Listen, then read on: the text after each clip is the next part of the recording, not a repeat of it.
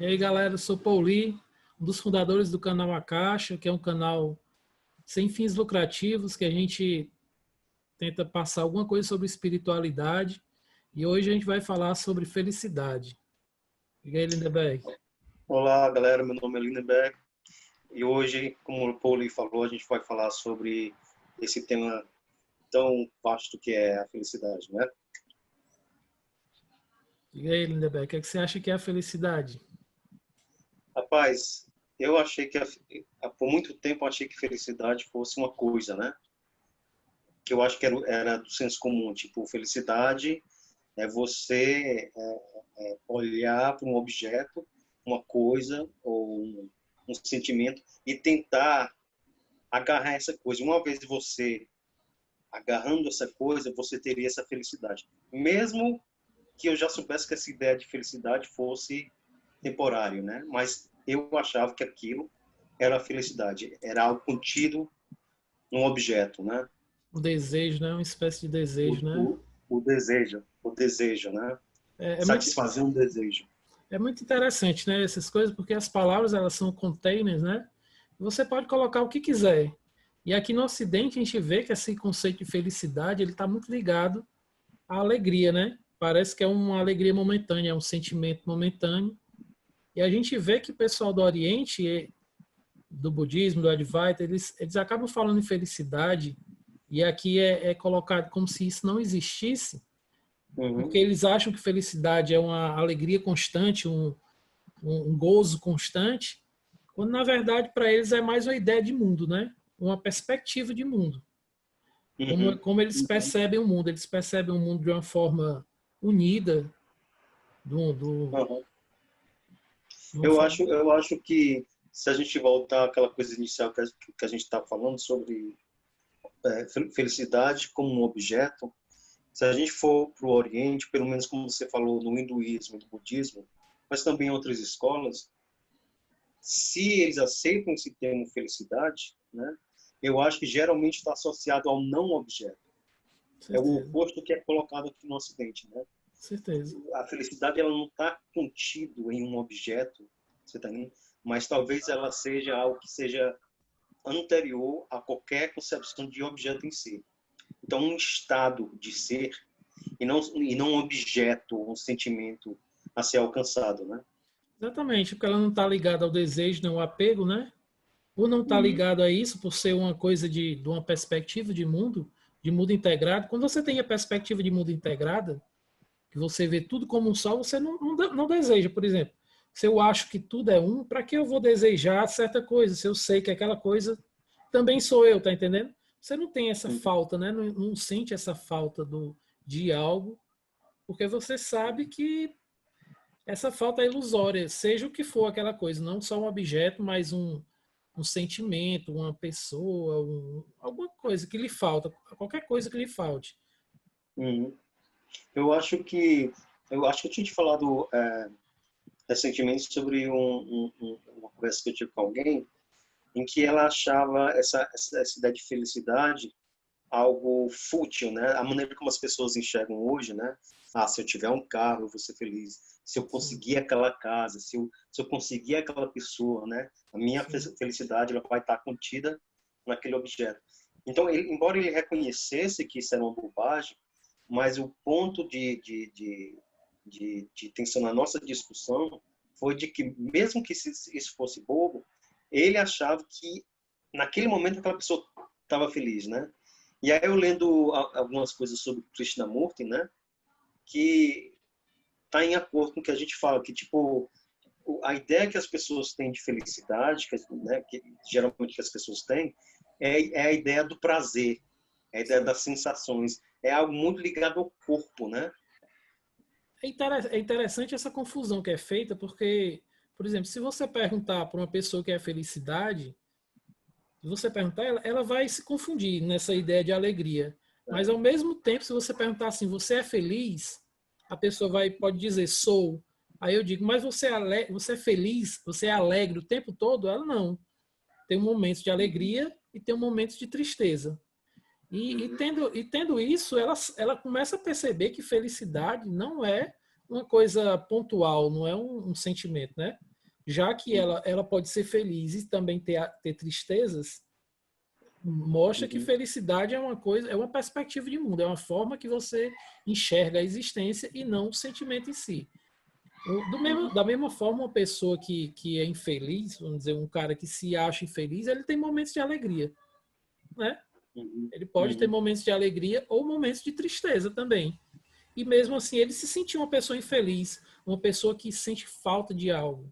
Eu acho que a felicidade está mais ligado a isso, a alguém que sente falta de algo que não conseguiu ainda, o desejo de ter ou de ser alguma coisa, né? E sempre ligado a essa ideia do não presente, né? De uma Uhum. coisa que tem que vir no futuro, que vai aparecer. Uhum. Uma das coisas que eu estava pensando quando se trata desse tema é a ideia assim, qual é a relação, por exemplo, entre a felicidade e a ideia de projeção que a gente tem em relação ao tempo, né? Então, a gente tem esse momento presente aqui, né? Uhum, E parece que essa coisa que a gente chama de felicidade, ela é muito predicada nessa divisão do tempo, né? Porque nesse presente momento eu posso olhar para o futuro e dizer, eu vou ser feliz no futuro. Eu estou fazendo algumas coisas que no futuro eu vou chegar lá e vou ser feliz. Ou eu posso projetar para o outro lado e dizer, ah, eu era feliz quando, naquela né? época e hoje eu É. não sou. Ou seja, a relação entre felicidade e a fração do tempo que a gente faz é uma coisa interessante de pensar em termos de felicidade e a fração do tempo, né? Tipo, Sim, eu acho que está muito ligado de uma certa forma. sim, sempre quando a felicidade é ligada ao sentimento, a uma coisa, você vai fazer isso, né? Você vai fracionar ela e jogar ou para frente ou para trás. E quando é perspectiva de mundo, você não pode fazer isso, porque sua perspectiva Uhum, de mundo está no presente. A forma que você uhum, enxerga a existência tem que estar no presente. Se você enxerga, como é você que enxerga o mundo para frente, não dá, né? Acho que não tem uhum, como você enxergar, você tem que enxergar no agora. uhum. Então, eu É, acho que essa, é quase como um jogo cósmico, né? Uma grande piada, assim, o fato de que talvez essa felicidade com F maiúsculo esteja aqui presente o tempo todo e, por ironia da existência, a gente fraciona esse tempo em dois e fica correndo a esmo entre o passado e o futuro, e achando que essas coisas estão lá em forma de objeto, né? uhum, É o muito agora, né? irônico, eu acho. É, o agora. Né? É interessante que isso se liga também à ideia de amor, né? Acaba porque o amor, apesar de ter várias palavras para definir amor, eros, né? Ágape, Uhum. todas elas, se a gente for analisar direitinho, no fim elas vão ter uma coisa em comum que é a unidade. Isso é um Certo, certo. estudo que eu já fiz, que a gente Uhum. acaba chegando na unidade, né? E essa unidade Uhum. é exatamente esse sentimento, essa perspectiva de mundo do não dividido, do não fragmentado. E do tempo Verdade. também, da coisa do tempo que tu falou também aí, né? Uhum. Então Uhum. acaba chegando nessa ideia de amor também. E acho que explica até a questão do por que existimos em vez de não existir. É porque o que cria, o que une, acaba sendo maior ainda do que o que separa, né?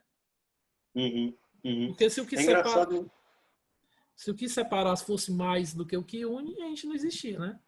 A ideia de Tem criativa, essa força que agrega, né? exatamente.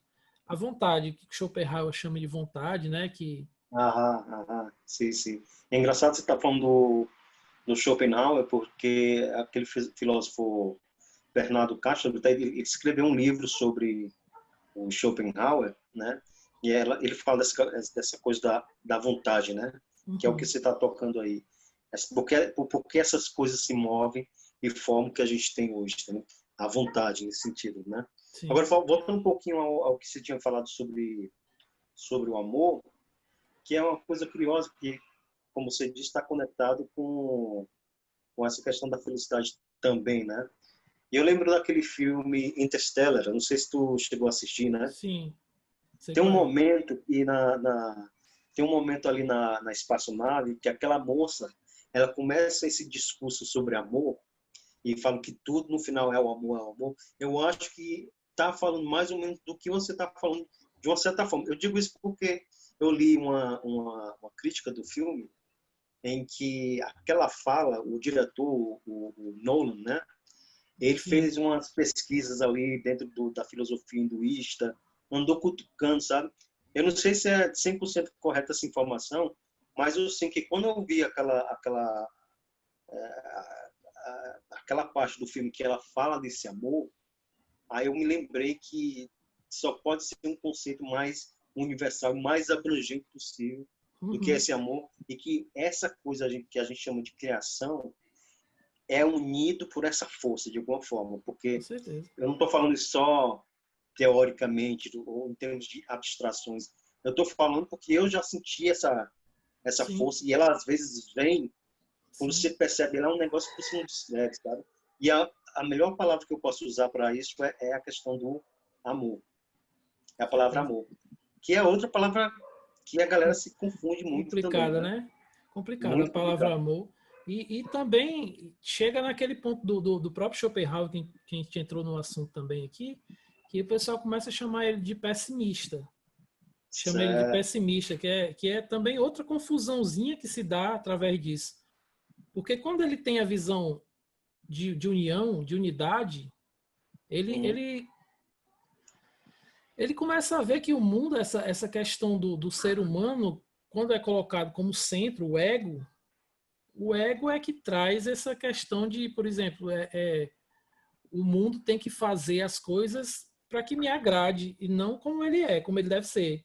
Na verdade, a visão pessimista de Schopenhauer não é o pessimismo comum, não é né? É um pessimismo que está ligado a essa ideia de que o mundo é como ele é e não como a gente quer.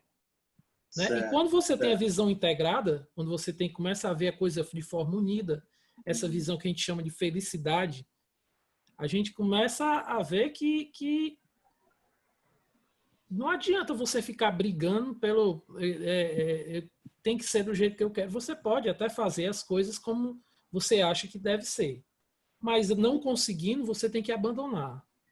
Isso é porque se você se enrasca nessa coisa, aí você entra na mesma ideia do Brás Cubas lá, que ele diz que morreu de ideia fixa, né, no livro.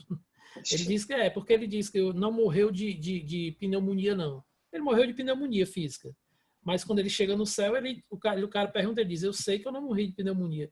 Eu morri de ideia fixa porque eu queria criar um emplasto, Brás Cubas, que quando colocasse na pessoa, a pessoa não sentiria as dores do mundo. E ele passou a vida procurando isso, se enrascou nisso. E ao se enrascar nisso, ele perdeu a própria felicidade, né? Porque ele ficou preso numa ideia fixa, numa ideia de que Curioso. algo faltava. É uma coisa que me fez lembrar agora, sabe do quê? Do movimento New Age nos Estados Unidos também, né? Sim. Que na verdade é o encontro de ideias orientais com ocidentais, que ocorreu muito nos Estados Unidos, né? Porque houve vamos dizer, essa transição de vários gurus e pensadores do Oriente para os Estados Unidos, e aí começou o movimento New Age, né? E quando ele começou, eu acho que extraiu de todo aquele conhecimento uma coisa muito adocicada, né? Tipo, pensamento positivo sempre, Ah, sim. né? E se você desejar uma coisa, né, como um segredo, né? Se você desejar aquela coisa vai se manifestar e tal. Então, é curioso como um conjunto de ideias que vem do outro lado do mundo é adaptado no Ocidente e é transformado também, o Ocidente transforma aquela ideia, E e vira aí um angu, como né? resultado, oi? E vira um angu, né? Vira um negócio Vira maluco uma coisa, que aguarda um negócio. fica uma coisa aguada, né? Não tem Tipo, sentido, né? só tira o positivo e o negativo a gente esquece, né? E o resultado é muito problemático, né? Porque aí você tem aquela coisa do pensamento positivo, você tem Aí, aquela coisa do materializar o desejo, é só você desejar. E não, tem coisas que estão para além da sua capacidade de transformação. E se você não aceita isso, sim, você lá na frente vai quebrar a cara com certeza. com certeza. Eu acho que a gente tem que ter muito cuidado quando a gente começa a falar dessa coisa, né? A gente vê muito isso em teoria quântica, né? O pessoal fala muito né? Usa o quântico para tudo, para qualquer coisa. Felicidade Então, quântica, né? felicidade quântica. E então, assim, são coisas que, se você aprofundar, você vai ver que existe um sentido da coisa ser. Mas aí, quando começa a misturar com a bagunça de gerar grana, de gerar dinheiro, de não sei o que, dessa coisa financeira, né? Aí você começa a ver que começa a bagunçar a ideia principal da coisa. E quem vê de fora, vê aquele negócio todo bagunçado, nega tudo. Joga o menino com água, com balde, com tudo, né? E não percebe que existe alguma coisa de essencial ali naquela coisa, que se perde devido à banalidade que se dá a coisa, né? Eu acho que... E eu acho que tem muito aquela questão, existe uma coisa muito forte nos Estados Unidos, é que por mais que você, por exemplo, tenha sei lá, você tem uma visão de mundo em que as pessoas devem ser mais conscientes, mais conectadas, que esse mundo material não é válido, mas no final eles vendem um produto, né? Eles transformam isso num produto. Então você tem um livro como O Segredo, né? Quer dizer, para mim é uma coisa muito, muito forte no americano, que é essa coisa de tipo ele pega algo que é, sei lá, como o hinduísmo, o budismo, absorve certas ideias, deixa de fora outras. Você acaba tendo uma versão, um vamos dizer, produto, mais né? fraca, É um produto, né? transforma no final num produto e Transforma num vende aquilo produto. ali. Então, é um desvirtuamento muito grande, né? É o problema do capitalismo, né? Tudo tem que virar alguma forma de renda, tudo tem que... Não condeno quem viva né? Quem viva...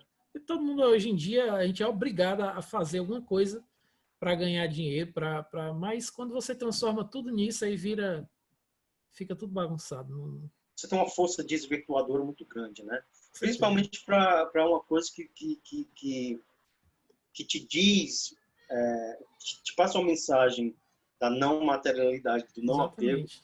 Você vai fazer o reverso disso se você transformar isso tudo em produto. Você Certeza. está entendendo? Então é muito complicado, né? Mas, enfim, essa temática da felicidade, como eu digo, naquelas palavras, né? Felicidade é uma palavra problemática. Amor é problemático. Tem várias, né? Consciência é É bastante outra. problemática. A gente tem que Deus voltar. é a mais problemática. A gente São vai ter que palavras voltar. grandes, né? A gente vai ter que voltar depois para conversar sobre esses temas aí, né? Deus, consciência. Exato. Esses aí são mais nós cegos ainda. Felicidade tem um senso mais comum, né? Assim, acaba tendo uma ideia mais comum.